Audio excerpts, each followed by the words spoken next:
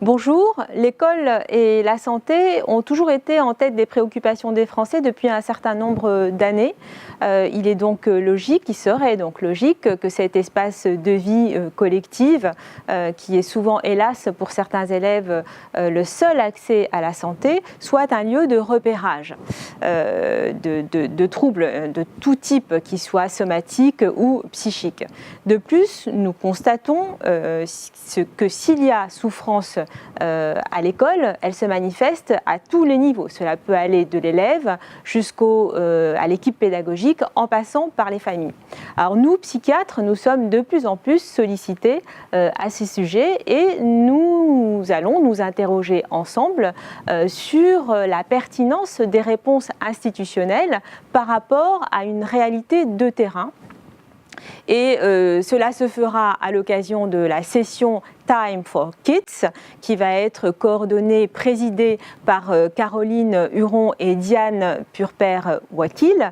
Et à l'occasion de cette réunion, nous allons recevoir M. Stanislas Dehaene, qui est psychologue neuroscientifique, psychologue cognitiviste, qui est professeur au Collège de France et qui est aujourd'hui président du comité scientifique à l'éducation nationale. Ce comité a pour mission d'étudier les disciplines enseignées à l'école, le contenu des formations des enseignants et éventuellement des manuels scolaires.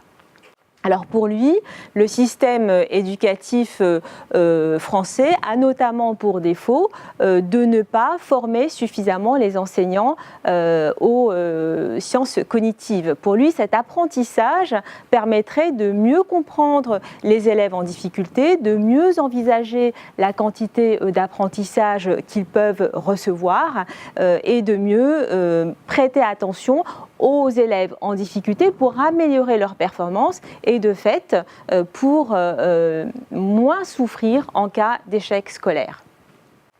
De mon côté, je vous parlerai d'un avis sur lequel nous avons travaillé au Conseil économique, social et environnemental, qui est la 3e assemblée de France, avec l'Assemblée nationale et le Sénat, le CESE comme on l'appelle, et le représentant de la société civile. Et donc tout naturellement, nous nous sommes fait écho de cette préoccupation des Français et nous avons traité cette question de la santé à l'école dans un avis que nous avons rendu. Alors nous avons travaillé sur la santé en général, mais au cours de cette réunion, je ferai un focus sur la santé mentale. Lorsque nous avons travaillé, nous avons voulu être le plus rigoureux possible et nous avons auditionné tous les intervenants et tous les acteurs qui sont concernés par la question. Cela allait des élèves jusqu'aux enseignants, en passant par les médecins scolaires, les familles. Nous sommes allés également auditionner les institutions et les administrations et nous nous sommes rendus compte que la situation était bien plus alarmante que ce qu'on imaginait, d'autant que nous avons également auditionné des personnes sur des territoires totalement différents, ce qui montrait une grande disparité territoriale également.